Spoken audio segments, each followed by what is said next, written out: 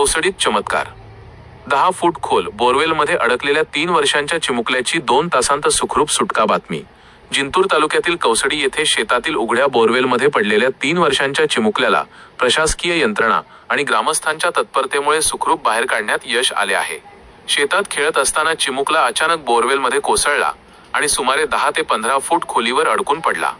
घटनेची माहिती मिळताच कौसडी ग्रामस्थांसह पोलीस, महसूल आणि आपत्ती व्यवस्थापन पथकाने तातडीने घटनास्थळी धाव घेत बचावकार्य सुरू केले.